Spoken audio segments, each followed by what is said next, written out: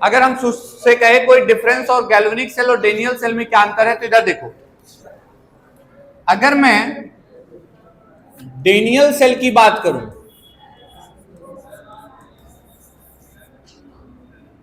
अगर मैं Daniel cell की बात करूं तो वहां पर जो एनोड होगा वो जिंक होगा और जो कैथोड होगा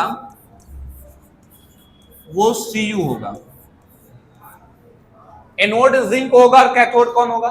सीयू होगा। कॉपर और जिंक की अगर प्लेट लेते हैं तो उसे क्या बोलोगे? Daniell. Galvanic cell, galvanic cell, तो गैल्वेनिक सेल में ये याद रखना है बाबू, एनी मेटल कॉम्बिनेशन या any other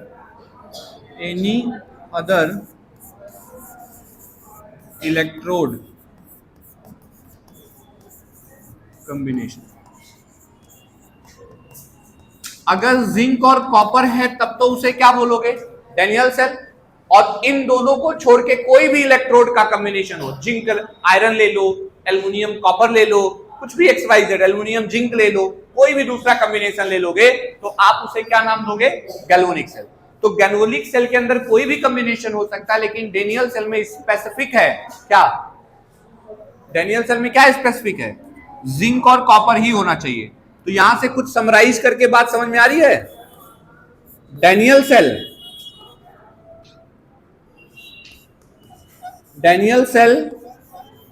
is a type of galvanic cell,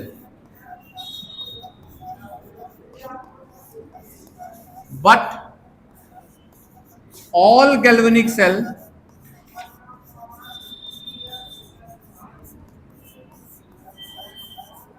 are not Daniell cell.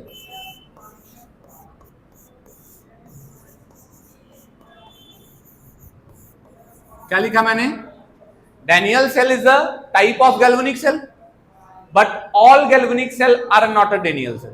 ये वाले सेल ये नहीं हो सकते। अच्छा बताओ, ये जिंक और कॉपर का कॉम्बिनेशन भी गैल्वेनिक सेल है? हाँ, गैल्वेनिक सेल किसे कहते थे?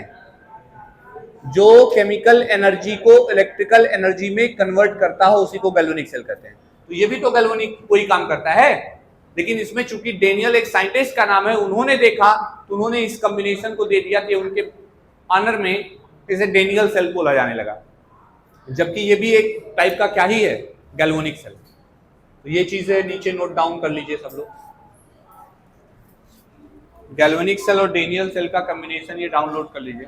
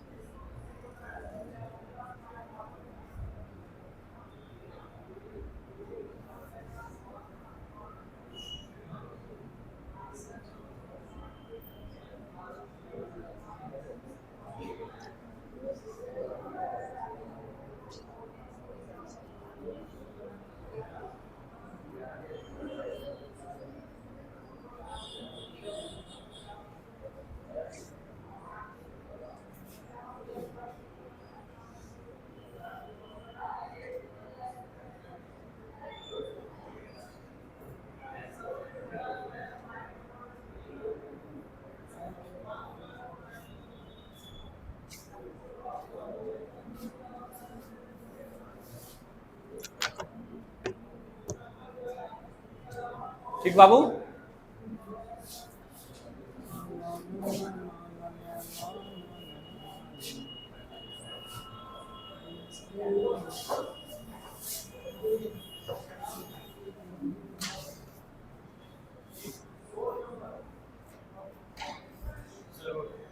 ठीक है, ये पॉइंट सबको क्लियर हो गया? डेनियल सेल और गैल्वेनिक सेल में अंतर।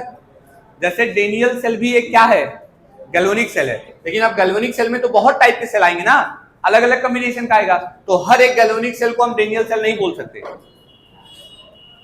हर एक गैल्वेनिक सेल को क्या नहीं बोला जा सकता? Daniell cell. लेकिन हर एक डेनियल सेल, हर एक क्या, एक ही डेनियल सेल है, डेनियल सेल एक गैल्वेनिक सेल है, ठीक। तो इसी की सेल के अंदर की इसी सीक्वेंस में फिर से आगे बढ़ रहे हैं और आप हेडिंग बनाएंगे concentration cell, concentration cell heading बनाएंगे।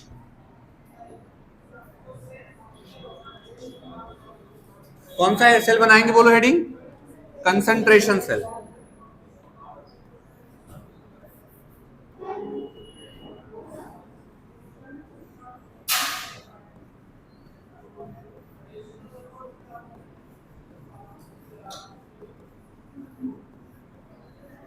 सारे लोग हेडिंग बनाओ कंसंट्रेशन सेल।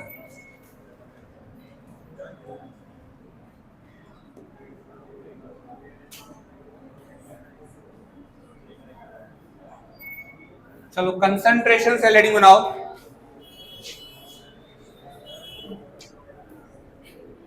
हो गया, लिखिए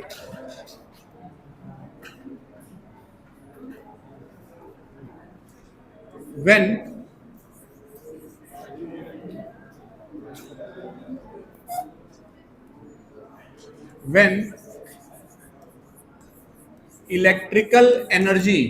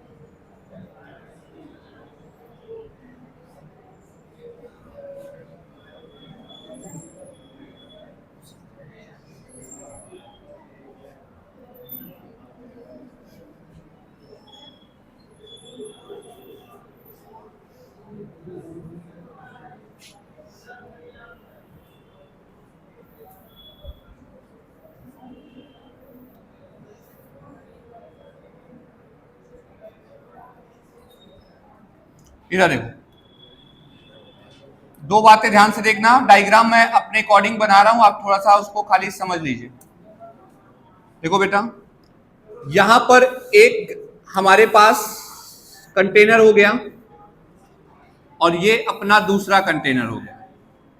अब मुझे बताओ, अगर मुझे इसे गैल्वेनिक सेल बनाना है तो क्या करना पड़ेगा? अगर मुझे इसे गैल्वेनिक सेल बनाना होगा तो क्या करना पड़ेगा? नंबर एक, इसके अंदर मुझे क्या लगाने पड़ेंगे? इलेक्ट्रोड्स लगाने पड़ेंगे। तो ये देखिए, एक इलेक्ट्रोड मान लेते हैं ये लग गया,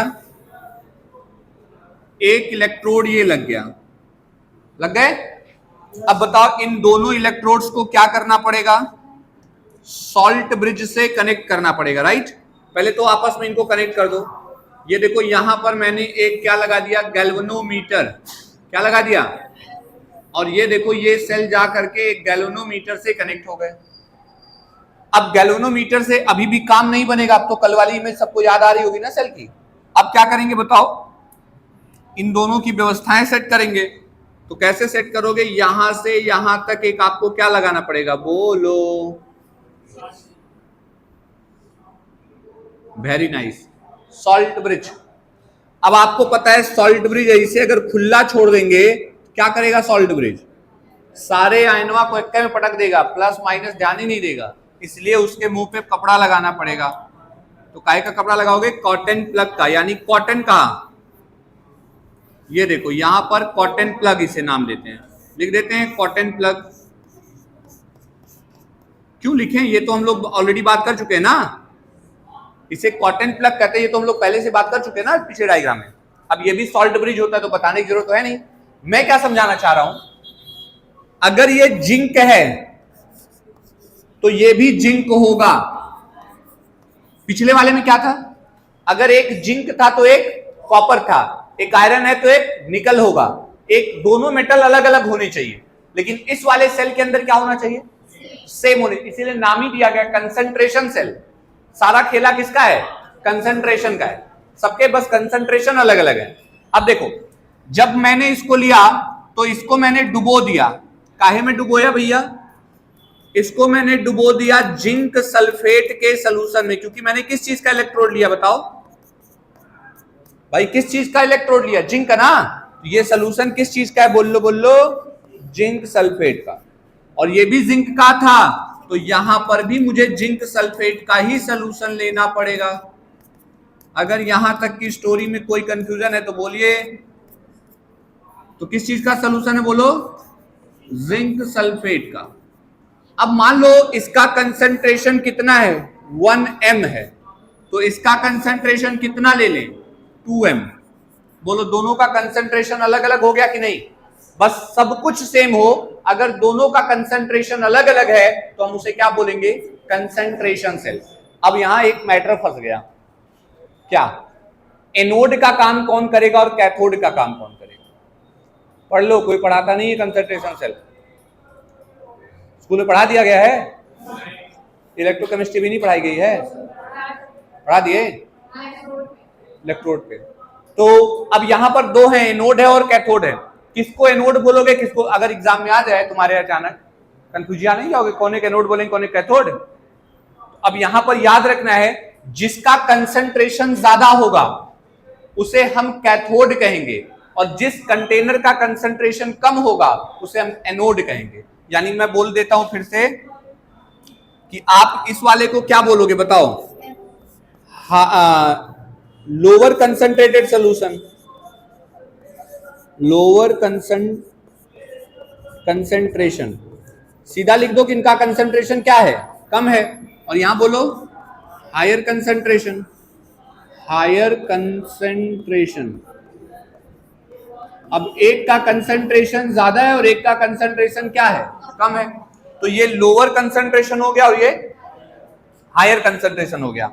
अब जिस इलेक्ट्रोड का कंसंट्रेशन कम होगा आप उसे क्या नाम दोगे बताओ, मैंने कह दिया ना, उसे आप नाम दोगे एनोड, और जिसका कंसंट्रेशन ज्यादा होगा उसे नाम दोगे कैथोड, जबकि दोनों में एक ही बात लिखी गई है, सेम टू सेम। बोलो, तो अब बताओ, मैं यहां पे क्लियर करके फिर से लिख रहा हूं, एनोड कौन होगा बोलो, हाँ, lower concentrated solution, lower concentrated solution act as anode. और बोलो, अगर मैं हायर कंसंट्रेटेड बोल दूं, higher concentrated solution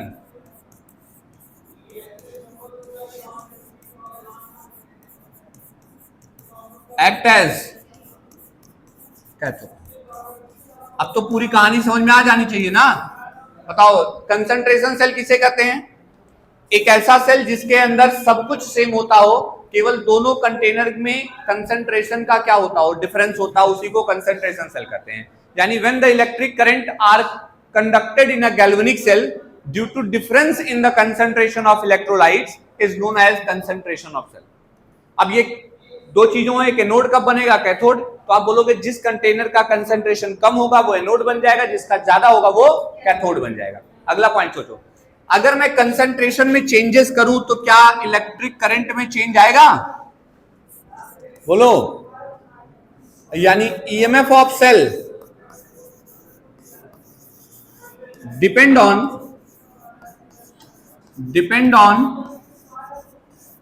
concentration of cell.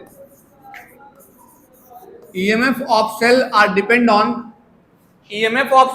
on concentration of cell. Cell का ईएमएफ किस पे डिपेंड करेगा? यानी ईएमएफ समझ रहे हो ना? Cell potential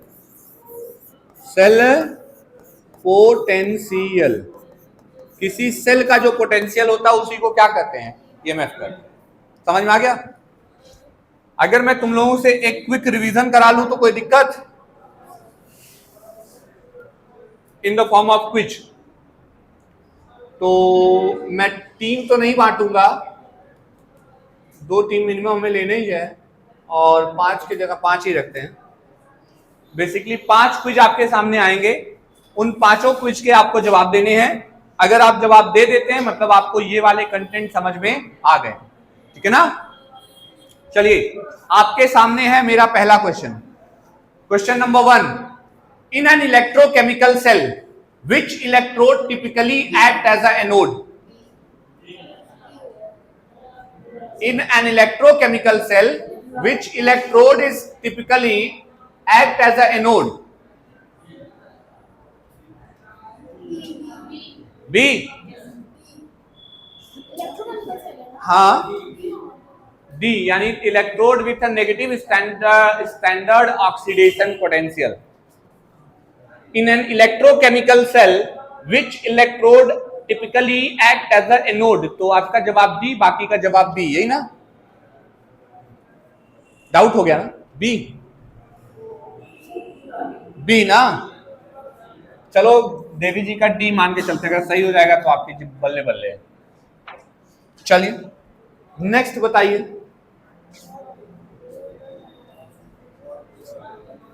What role does a higher concentrated solution typically play in electrochemical cell? B. It acts as a cathode. Okay.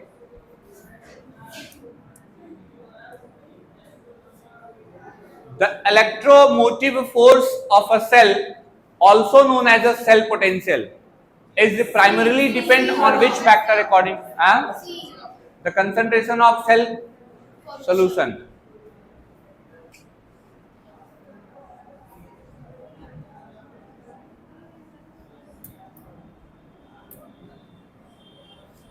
Consider a concentration cell where 2 half cell are identical expected for the concentration of electrolyte.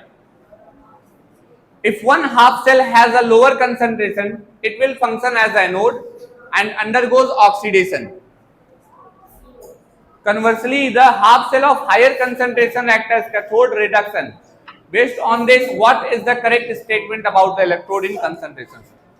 Lower concentrated solution act as the anode. ठीक है? Anode is where reduction occurs. Anode पे तो oxidation होता है. The cathode is where oxidation occurs. फिर से गलत हो गया. The higher concentrated solution act as anode. वो तो कैथोड बन जाता है ना. Option C. आखिरी क्वेश्चन।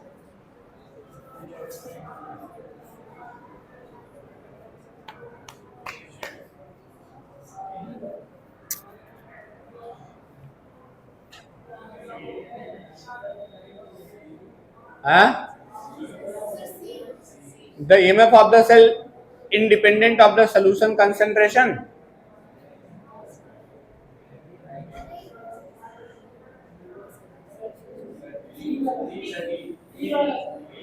ये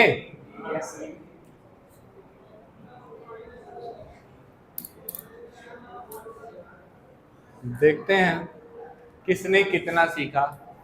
1 green, 2 green, 3 green, 4 green, 5 green. वाह, सब सही है, क्या बात है। तो ये माना जाए कि आपको सेल कंसंट्रेशन ऑफ सेल समझ में आ गया। इसमें कोई दिक्कत नहीं ना है कंसंट्रेशन ऑफ सेल में? अभी भी दिक्कत है? पक्का? तो मैंने यहां पर आपको कंसंट्रेशन ऑफ सेल पढ़ा दिया, गैल्वेनिक सेल बता दिया, अब यहीं पर एक चीज आता है सेल पोटेंशियल निकालना, जिसे हम ईएमएफ कहते हैं।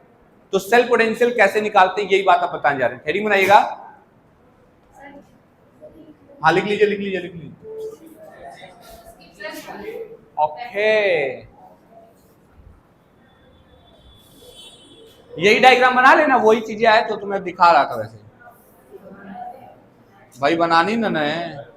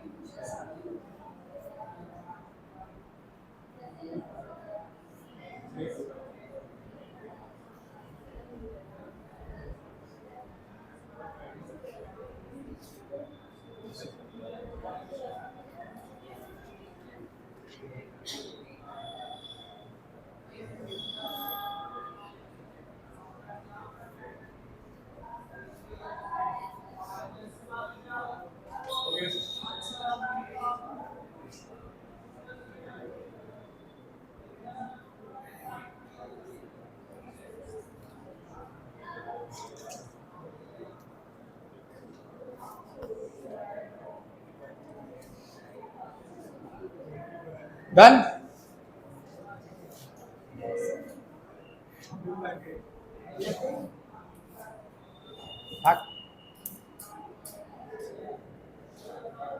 डन।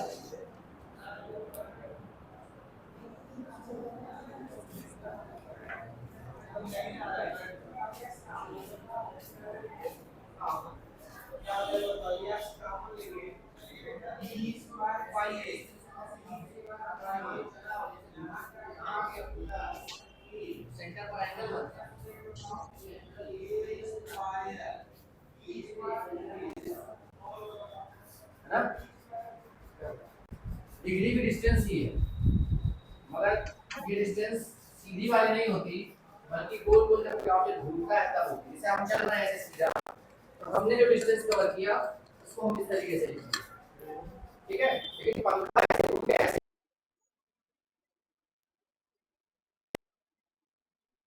सब किसे लिखा है, कोई भी चीज जब गोल गोल घूमे उसमें सब में नाम लिखा होता है एंगुलर। जब कोई सीधा चले उसका नाम होता है लीनियर। लीनियर माने होता है स्ट्रेट लाइन में मूव करना। अच्छा, अगर ये ऑब्जेक्ट ऐसे भी जा रहा था तो उसके पास स्पीड भी नहीं होगी।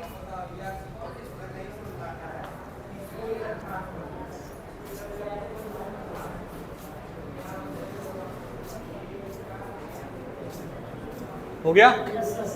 अब देखो कुछ बातें और समझिए। किसी भी सेल का जो बेसिक सेल होता है कि स्टैंडर्ड सेल लेके चलें तो उसका जो सेल पोटेंशियल हम लोग कंसीडर करते हैं वो लगभग 1.1 वोल्ट कंसीडर करते हैं। कितना? तो यहां पर दो चीजें होती हैं, एक एक्सटर्नल पोटेंशियल होता है और एक क्या होता है, इंटरनल पोटेंशियल होता है। ठीक है ना, एक एक्सटर्नल होता है और एक क्या होता है, इंटरनल। अब यहां समझो, अगर मैं बोलूं कि E external is greater than E internal, तो याद रखना cell act as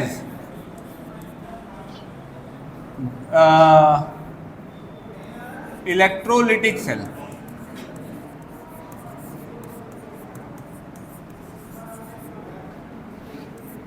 and E external is less than E internal, तो ये याद रखना cell act as galvanic cell.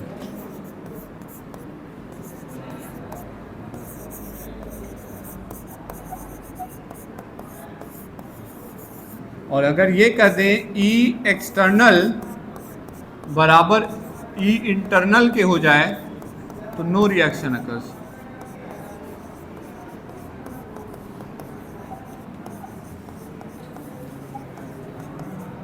मेरी बात थोड़ा सा सुनो भाई, आप किसी को कुछ दे सकते हैं या उससे ले सकते हैं, ये किस बात पे डिपेंड करेगा? आप मुझे केमिस्ट्री पढ़ा सकते हैं कि मुझसे पढ़ेंगे? पढ़ा नहीं सकते। क्यों? क्योंकि जाहिर सी बात है, जो मेरा वोल्टेज है, जो मेरा पोटेंशियल है, वो आपके वोल्टेज से ज्यादा है। तो जब हम दोनों कांटेक्ट में आएंगे तो हमेशा फ्लो मेरी तरफ से होगा। जैसे दो पानी की धाराएं मिल जाएं तो पानी किधर फ्लो करके जाएगा? जिधर का प्रेशर ज्यादा होगा। तो जब दो चीजें कांटेक्ट में आएंगी तो अब दो गाड़ियों का टक्कर हुआ, ये गाड़ी इधर जाएगी कि ये गाड़ी इधर जाएगी, ये डिसाइड करेगा किसकी स्पीड क्या है, ज्यादा है। तो ऐसे जब दो सेलों को कांटेक्ट में लगाए तो एक सेल का मतलब एक्सटर्नल वोल्टेज, अगर बाहर से सप्लाई ज्यादा मिल रही है और अंदर की सप्लाई क्या है, कम, तो करंट का फ्लो सेल के कहां होगा? अंदर। इस चीज को आप ऐसे समझो कि जैसे मैं बोलूं कि ये एक कंटेनर हो गया,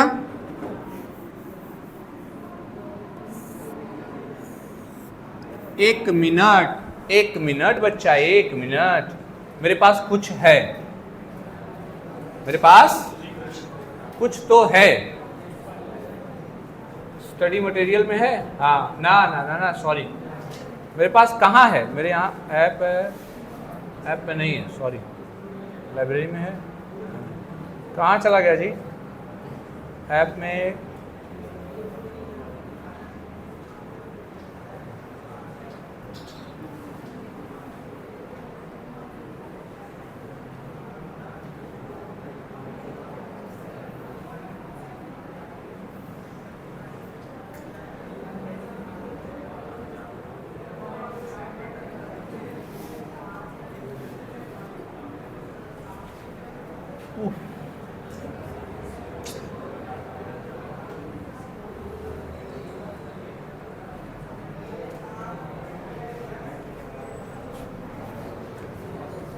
यहां देखो, मेरे पास जो आपके लिए है वो यहां है।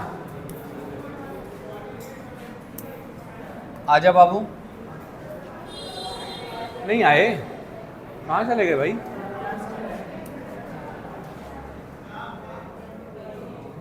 क्या जी लाइटियों काट दिए तुम लोग? आ गया। देखो, ये आपको दिखाई दे रहा है कुछ इसमें? ये आपके एनसीईआरटी का ही एक पेज है। हमने गैल्वेनिक सेल के बारे में बता दिया, तुम्हें गैल्वेनिक सेल नहीं पढ़ना है। अब आपको यहां पर कुछ दिखाई दे रहा है, तीन अलग अलग सेल दिखाई दे रहे होंगे। अभी अभी जो मैं पीछे बताने का प्रयास कर रहा था वही चीज समझा रहा हूं। इसके अंदर जो तीन अलग अलग सेल दिखाई दे रहे हैं उसमें क्या नोटिस कर रहे हो आप? जो उसके अंदर तीन अलग अलग सेल दिखाई दे रहे हैं उसके अंदर लिखा है एक्सटर्नल वोल्टेज इज, बोलो उसके अंदर क्या लिखा है? एक्सटर्नल वोल्टेज इज 1 हाँ, एक्सटर्नल वोल्टेज इज 1.1 वोल्ट। फिर बोलो यहां क्या लिखा है? External voltage is equal to 1.1 volt. और यहां लिखा है external voltage is greater than 1.1 volt. अब मेरी बात समझो, यानी सेल का जो वोल्टेज है, वोल्टेज ऑफ सेल जो है वो कितना है? 1.1 वोल्ट है। सेल का वोल्टेज कितना है? और जो मैं एक्सटर्नल फ्लो करा रहा हूं, बाहर से जो करंट लगा के रखा हूं, उसका फ्लो कितना है? 1.1 वोल्ट से कम है। देखो भाई, कम है ना? तो बताओ करंट अंदर की तरफ जाएगा कि बाहर की तरफ जाएगा? मैंने क्या बोला? जैसे मैं इधर से धक्का लगा रहा हूं तो मैं कम ताकत लगा के धक्का लगा रहा हूं, उधर से जो धक्का लगा रहा है वो ज्यादा ताकत लगा के धक्का लगा रहा है, तो चीजें मेरी तरफ आएंगी ना। तो बाहर से जो प्रेशर लग रहा है वो कम है, सेल का क्या है? ज्यादा। तो करंट इधर से इधर जाएगा ना, सेल से बाहर जाएगा, यानी ये गैल्वेनिक सेल का काम करेगा। किसका काम करेगा? अब बूझ पाओ तो बूझो, E external is less than 1.1 volt. तो लिखा है electron flow from zinc rod to copper rod, यही ना पढ़ाया था तुमको? और zinc rod to copper rod, hence current flow from copper rod to, current का फ्लो इधर से इधर होगा। और लिखा है zinc dissolve at anode and copper dissolve at the cathode. बोलो यही ना केस पढ़े थे तुम लोग जब गैल्वेनिक सेल पढ़ाया था मैं?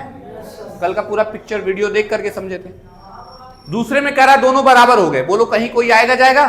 क्या बोला है बताओ? E external is equal to 1.1 volt. Board में पूछा हुआ क्वेश्चन है। अब कह रहा है no flow of electrons or current, no chemical reaction occurs. दोनों चीजें बराबर हैं, कहीं कुछ होगा ही नहीं। तीसरा केस कह रहा है कि अगर एक्सटर्नल कम पड़ जाए, इंटरनल ज्यादा हो जाए, तो जो इलेक्ट्रॉन जिंक से कॉपर पे जा रहा था, अब वो कॉपर से जिंक पे जाएगा। जो इलेक्ट्रॉन जो करंट कॉपर से जिंक पे जाता था, वो जिंक से कॉपर पे जाएगा। देखो क्या बोला है, electron flow from copper to zinc and current flow from zinc to copper, है कि नहीं? और आपने देखा zinc is deposited at the zinc. अरे जो सलूशनवा के अंदर बहुत सारे जिंक चले गए थे ना, वो फिर से उसी पे चले जाएंगे। कहां? रॉड पे, है ना?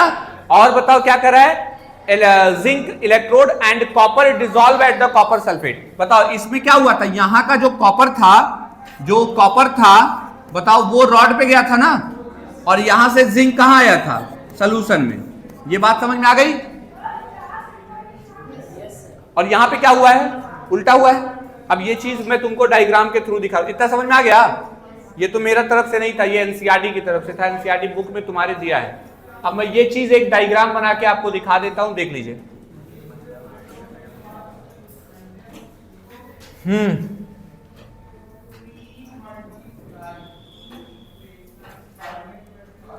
देखो बेटा, तो लाइट को कहा, ये क्या कर रहे हो, डरा दोगे क्या? ऐसा ना करो बाबू।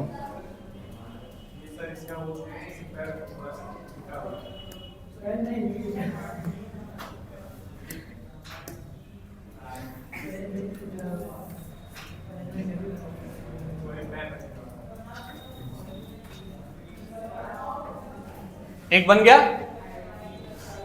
अब ये बताओ इसके में क्या करना है। ये देखो, ये आपका क्या लग गया, सॉल्ट ब्रिज लग गया। इस सॉल्ट ब्रिज के साथ में आपको क्या लगाना था,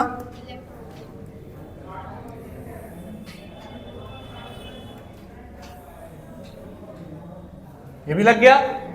इनको क्या करना था,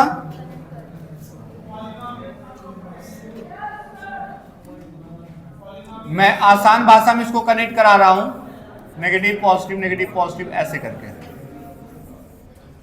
क्लियर? अब यहां पर बेसिक सा फीलिंग में क्या, सुनना ध्यान से, लॉजिक समझना मैं क्या करना चाह रहा हूं। अब एक काम करिए, पहले इसको कॉपी कर देते हैं, ये 3 बार बनाना पड़ेगा। कॉपी,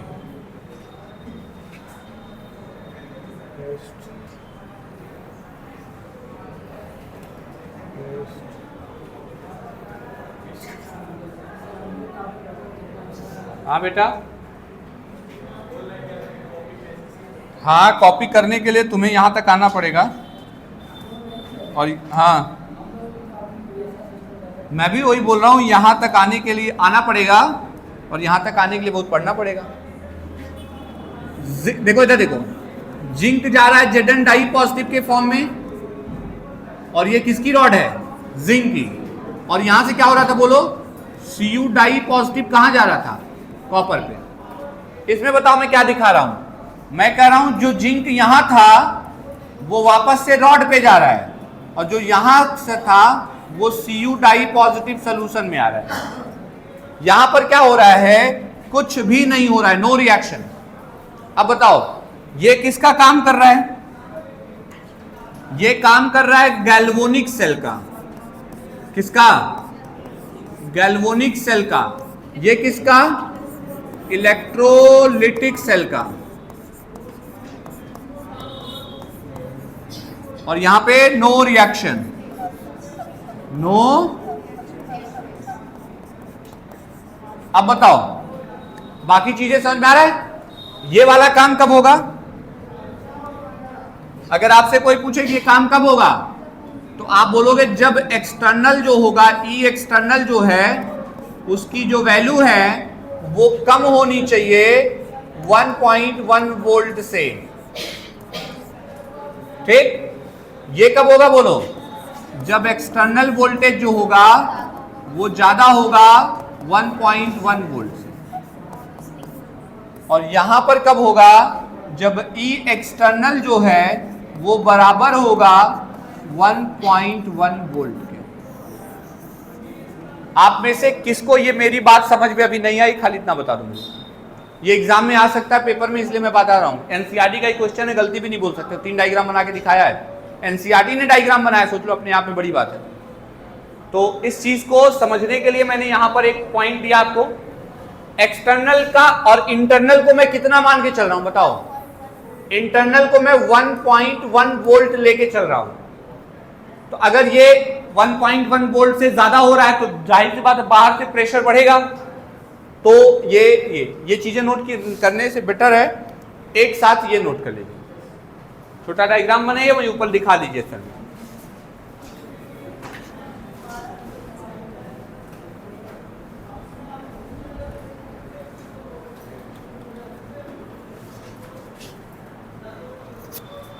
हाँ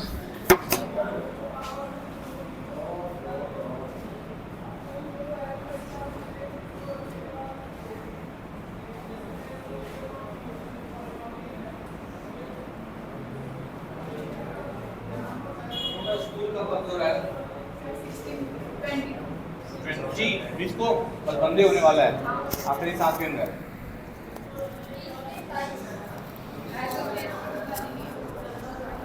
तुम लोगों का कहीं छुट्टी का प्लान है जून का? कहाँ जा रहे हो? गांव? नानी के यहाँ? वाह वाट अ नानी। हम लोग भी नानी के यहाँ जाते थे, क्या करें, कोई और कुछ भी नहीं करता है। क्या खुशी, तुमको कहाँ जाना है? तुमको स्कूल में रहना है? पढ़ोगी? इतना पढ़ दो कि अब की बार रिजल्ट आने से पहले कैमरा वाले तुम्हारा चेहरा लेके खड़े रहे, बस फोटो खींच के चिपका देना है।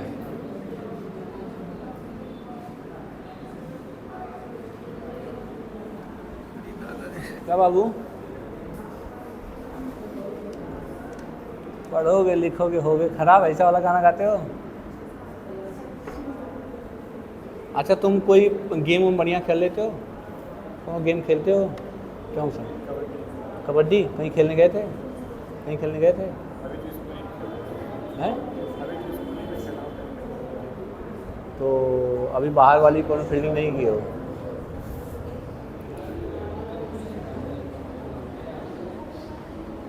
हम लोग भी कबड्डी ही खेलते थे, कबड्डी कबड्डी कबड्डी, काम खत्म, पटका जाओ बहुत होगा, क्या करना है? तोड़ ताड़ देगा तुम। मेरा पैर टूटा था कबड्डी में।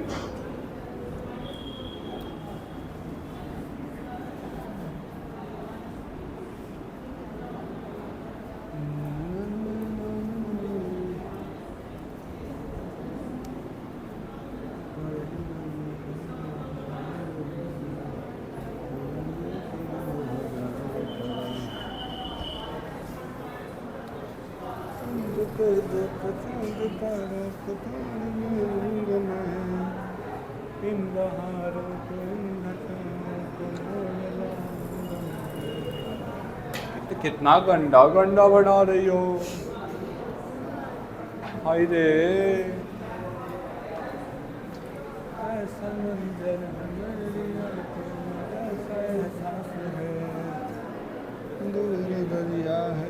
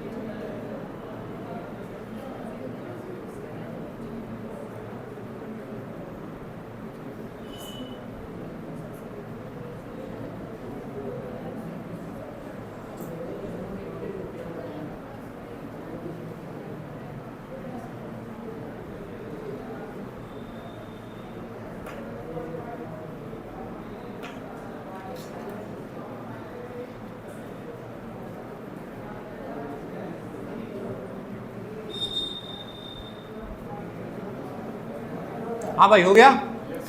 तो पहले सच में बता दो, ये जो बात मैं आपको बताना चाह रहा हूं ये समझ में आ गया है? बोलो मैं क्या बोलना हूं। आज की क्लास को एक बार के लिए रिकैपिचुलेट करते हैं। आइए, आज की क्लास जब मैंने स्टार्ट की आपसे, तो आज मैंने सबसे पहले आपको बताया कि गैल्वेनिक सेल में और डेनियल सेल में क्या अंतर होता है। मैंने कहा गैल्वेनिक सेल तो गैल्वेनिक सेल है, डेनियल सेल भी गैल्वेनिक सेल है, लेकिन दोनों में एक छोटा सा डिफरेंस है कि जब मैं केवल जिंक और कॉपर की रॉड लेता हूं तो उसी गैल्वेनिक सेल को एक स्पेशल नाम दे दिया जाता है डेनियल सेल। बाकी कोई टेंशन नहीं है, रेस्ट चीजें सब कुछ सेम है। यहां तक की बात समझ में सबको आ गई? तो अगले वाले पॉइंट पे हम लोग बात करते थे कंसंट्रेशन सेल के बारे में। सर कंसंट्रेशन सेल किसे कहते हैं? हमने कहा कंसंट्रेशन सेल भी गैल्वेनिक सेल होता है।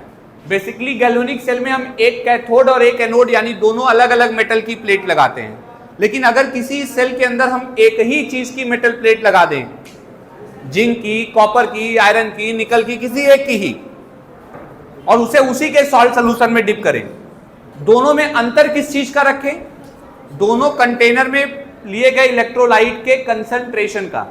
एक में इलेक्ट्रोलाइट का कंसंट्रेशन कम ले लेते हैं और एक में इलेक्ट्रोलाइट का कंसंट्रेशन ज्यादा ले लेते हैं। तो जिस वाले में इलेक्ट्रोलाइट का कंसंट्रेशन कम लेंगे उसे हम एनोड कहेंगे, और जिस वाले में इलेक्ट्रोलाइट का कंसंट्रेशन ज्यादा लेंगे उसे हम कैथोड कहेंगे। सिंपल, रेस्ट चीजें सब एज यूजुअल है जैसे गैल्वेनिक सेल पढ़े थे। आगे बताइए, ये अब बताओ ये क्या कर रहा है? बता चुका हूं, जो लोअर कंसंट्रेशन हायर कंसंट्रेशन सब बता चुका हूं, तो यहां तक कोई दिक्कत है नहीं, एमएफ वाला पॉइंट हो चुका। हाँ, अब ये वाले डायग्राम को देख के आप इजीली बता सकते हो कि जिस वाले सेल में एक्सटर्नल वोल्टेज कम होगा, एक्सटर्नल क्या होगा? कम होगा, किससे? 1.1 वोल्ट से, वो कैसा होगा? गैल्वेनिक। अगर एक्सटर्नल ज्यादा हो गया तो बन जाएगा इलेक्ट्रोलिटिक, और अगर दोनों बराबर हैं तो वो नॉर्मल सेल है, कोई टेंशन नहीं, कुछ होना ही नहीं। आज की क्लास में हमने सिर्फ इतनी सी बात आपको बताई है। उम्मीद करते हैं सबको अभी तक की इलेक्ट्रोकेमिस्ट्री समझ में आई होगी। अभी तक में कोई टेंशन नहीं ना है? Very nice, thank you very much. फिर मिलते हैं अपने अगले लेक्चर में। धन्यवाद।